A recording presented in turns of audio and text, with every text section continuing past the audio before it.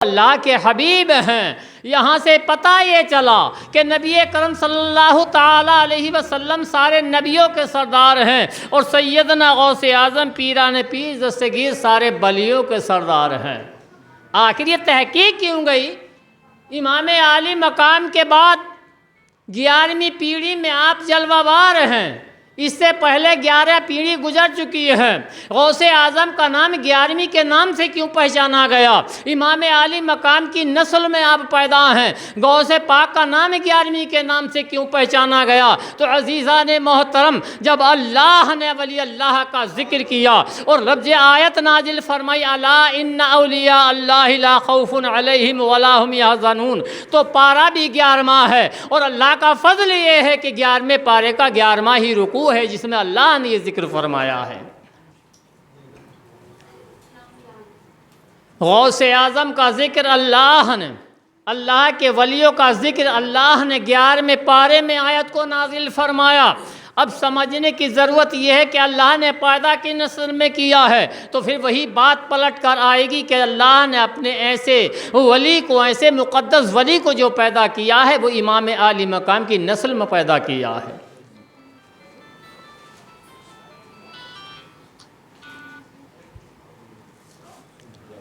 سارے نبیوں میں افضل اور اعلیٰ ہمارے آقا ہیں، سارے ولیوں کے سردار غوث اعظم ہیں، اور سارے خاندانوں سے پیارا خاندان امام عالی مقام علیہ الصلاۃ والسلام کا ہے، کہ جس میں امام عالی مقام کی نسل میں اہل سجاد پیدا ہوتے ہیں۔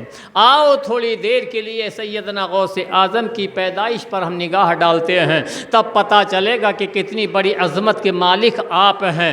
محترم حضرات، غور کرو کہ سیدنا غوث اعظم پیران پیر دستگیر جب دنیا میں تشریف نہیں لائے، ابھی ماں کے شکم مبارک میں رونق کے افروز ہیں، اور ہر انسان یہ کہتا ہے میرا بیٹا شہنشاہ ہے، عالم ہو گیا ہے، قطب ہو گیا ہے، ابدال ہو گیا ہے، بڑا عالم ہے، بڑی ڈگریاں پاس کر کے آیا ہے، ملک کے کونے کو چھان چھان کرنے ڈگریاں حاصل کر لی ہیں، بڑا مفتی ہے۔ لیکن محترم حضرات، آج کے دور کا ہر مفتی جب فتویٰ دے گا تو کتاب کی ضرورت پڑے گی، مدرسے میں تعلیم کی ضرورت پڑے گی، مدرسہ دیکھ کر ہی کتابوں کو دیکھ کر فتویٰ دیا جائے گا۔ لیکن سیدنا غوث اعظم ہیں کہ وہ اپنی ماں کے پیٹ کے اندر جلوہ بار ہیں، لیکن جب بات فتوے کی آ رہی ہے تو فتویٰ بھی عنایت فرما رہے ہیں، اور اپنی ماں کو نقصان سے بھی بچا رہے ہیں۔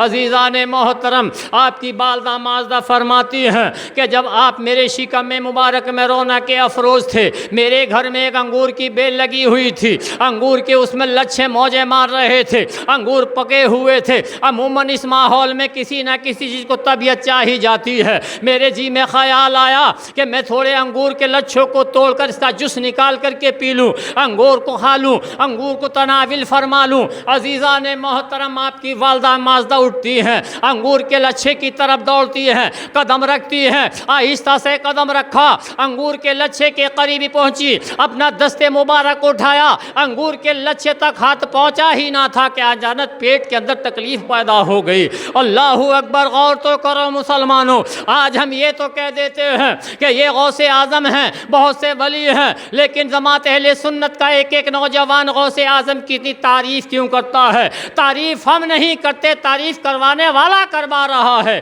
تعریف کا حکم ہمیں پروردگار دے رہا ہے۔ مدینے کی دھرتی سے مصطفیٰ پکار رہے ہیں، اور کربلا کی دھرتی سے امام عالی مقام ہم سے تعریف کروا رہے ہیں۔ اور پیارے عزیز دوستو، جو اس نسل سے تعریف کرنے کے لیے ہاتھ بڑھایا ہے وہ کامیابی کو پہنچا ہے، اور جس نے اس سے حسد کی نہ کی ہے ہلاکت و بربادی کے سبب میں آیا ہے۔ محترم حضرات، آپ کی والدہ محترمہ نے جیسے ہی ہاتھ بڑھایا، آپ کے جس پیٹ کے اندر تکلیف پیدا ہو گئی، آپ نے وہیں دست اقدس کو روک لیا۔ تھوڑی دیر کے بعد پھر آپ جب تکلیف رفع ہوئی، تکلیف ختم ہوئی، تو پھر چاہا کہ انگور کے لچھے کو توڑ لوں، لیکن اچانک ہاتھ وہاں پھر بھی نہ پہنچ پایا تھا کہ تکلیف ہو گئی۔ آپ آرام سے لیٹ گئیں، کیونکہ یہ اللہ کی ولیہ تھیں، ولی کی بیٹی تھیں، اہل سجاد کی شہزادی تھیں، اہل سجاد کے نکاح میں تھیں، اہل سجاد ماں تھی، اہل سجاد باپ تھے، اس لیے سمجھ گئیں کہ اس میں کوئی نہ کوئی اللہ کا اشارہ ہے،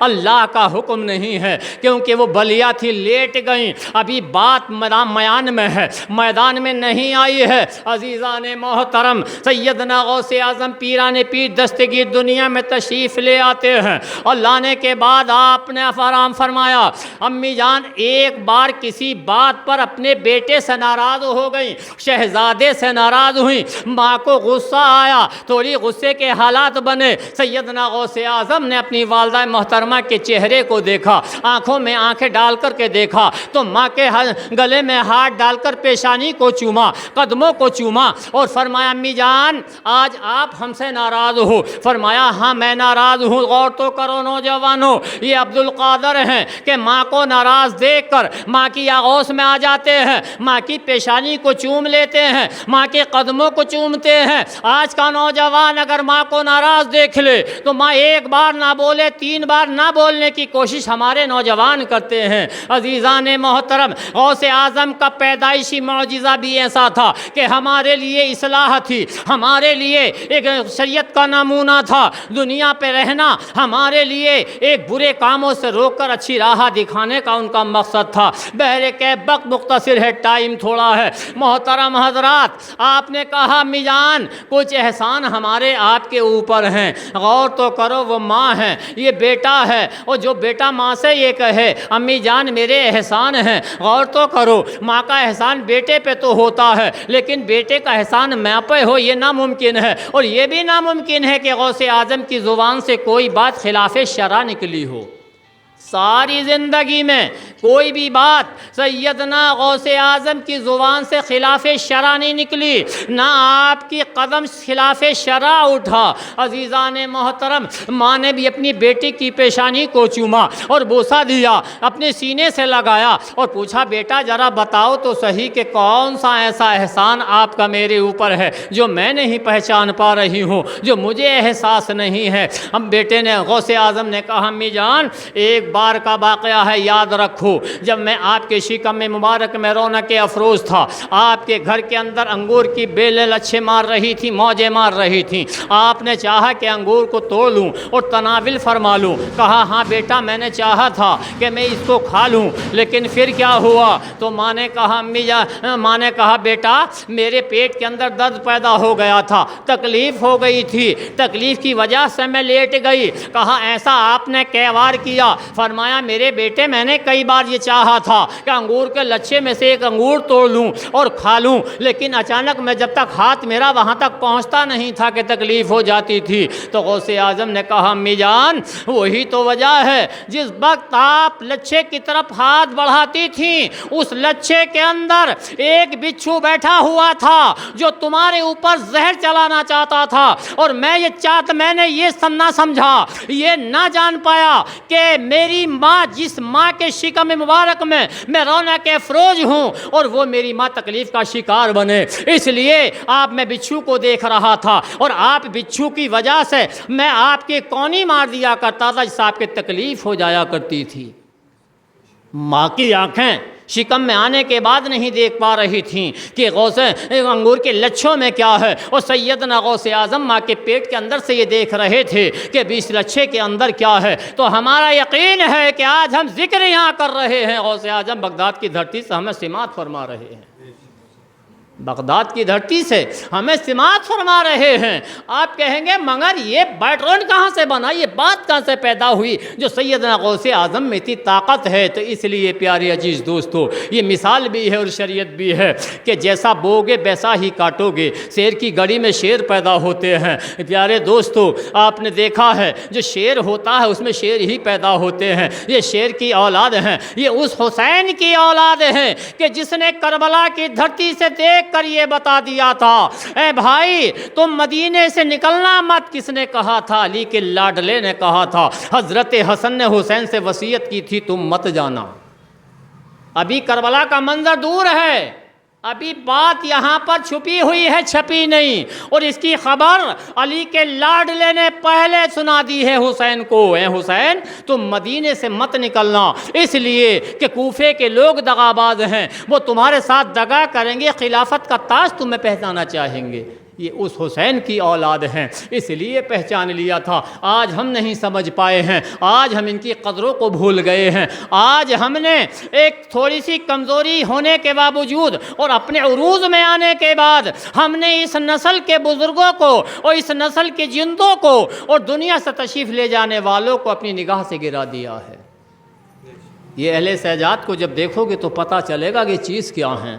یہ چیز وہ ہیں جس کو نبی نے گود میں لے کر فرمایا تھا، الحسین انا من الحسین، کہا تھا میں حسین سے، حسین مجھ سے ہے اور میں حسین سے ہوں۔ پیارے دوستو غور تو کرو، نبی کیا فرما رہے ہیں، جبکہ نبی کے نواسے حضرت امام حسین ہیں، لیکن نبی ارشاد فرماتے ہیں میں حسین مجھ سے ہے اور میں حسین سے ہوں۔ غور تو کرو، کتنا بڑا جملہ مصطفیٰ نے بولا، اس کو ہم سمجھ نہیں پائے، آج تک ہم نے نہیں سمجھا، آج تک ہم نہیں سمجھ پائے۔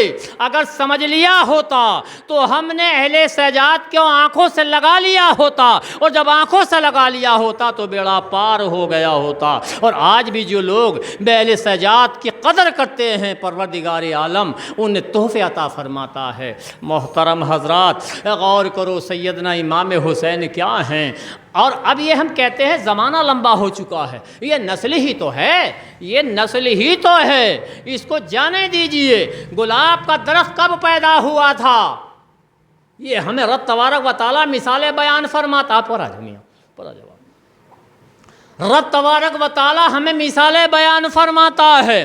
گلاب کا درخت کتنے زمانے سے ہے، آج جب اس پر پھول آتا ہے تو خوشبو وہی آتی ہے، گلاب کے پیڑ سے خوشبو وہی آتی ہے، جب ہم گلاب کا پھول سونگھتے ہیں تو خوشبو وہی آتی ہے۔ وجہ کیا ہے، یہ تو صدیوں پرانا ہے، اس کی خوشبو کیوں نہیں گئی؟ تو عقل کو تسلیم کرنا چاہیے کہ جو خوشبودار پھل ہوتا ہے، جس کی نسل خوشبودار ہوتی ہے، اس کا پھل بھی خوشبودار ہوتا ہے۔